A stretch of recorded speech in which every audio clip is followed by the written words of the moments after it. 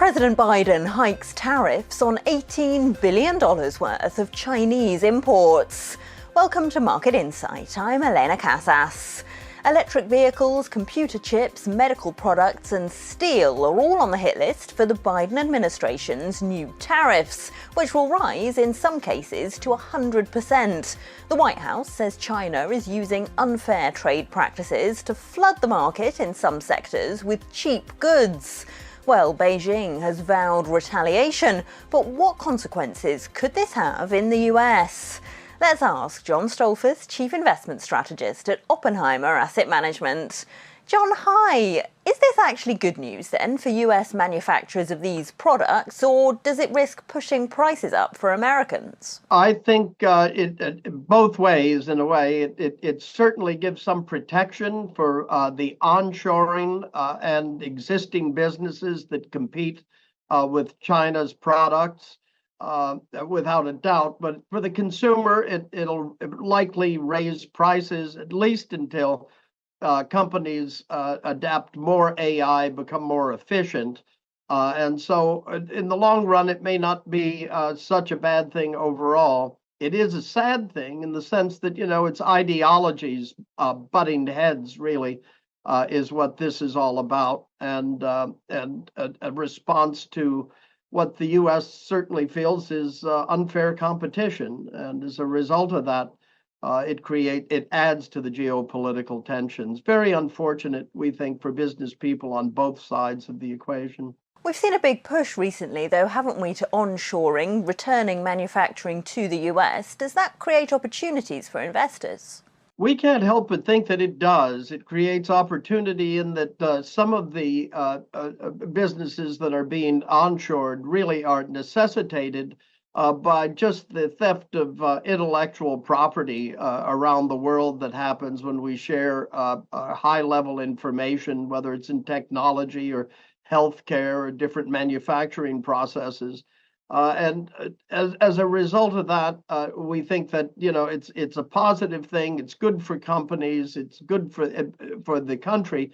But we also see the other part of it is it's not an end to globalization, but rather what it is a diversification of the globalization process away from what became a one country centric global supply chain.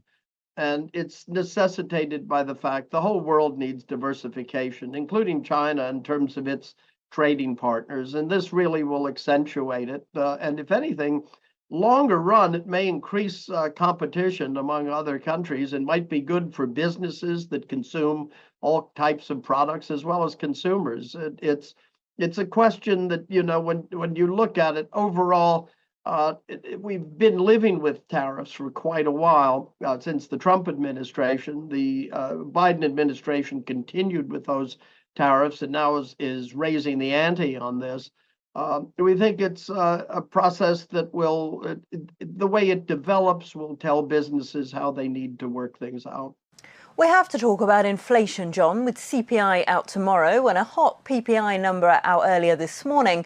Jerome Powell said earlier today he's not as confident as he was that inflation will keep coming down this year. What do you think? We've been of the opinion for quite a while that the Fed would likely cut as little as once or twice this year, and perhaps not at all. In that the sticky inflation that has been evident through all the first quarter and now is beginning to be evident in the second quarter process. When we look at it, we've got to think that this is not uncommon to periods where you've had untoward levels of inflation that have had to be dealt with by the Federal Reserve and other central banks around the world. It's a process. And the problem is it's not a quick process. You have progress, not perfection occurs during it. And for investors, it really requires diversification and patience in dealing with it. You can't get too unnerved by a hot inflation number so long as the Fed is being vigilant. And that's what they're telling us. And in effect, will they eventually settle on a 2% target or a little bit higher? All that more to be revealed, we'd say. What's your forecast, though, for the Fed's timetable? When are we going to see that cut?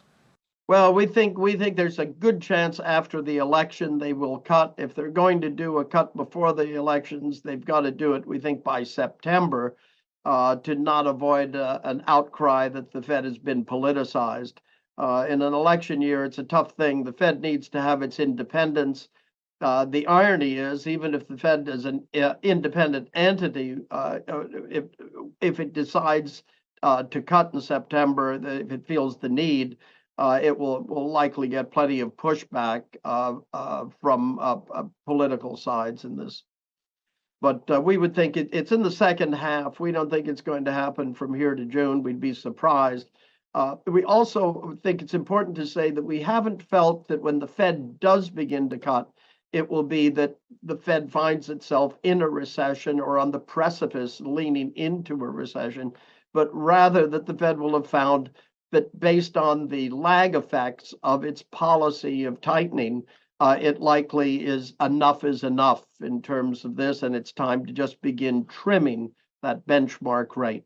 John Stoltzfus of Oppenheimer Asset Management, thank you so much for that analysis. Well, that's your market insight. You can watch more videos on Reuters.com.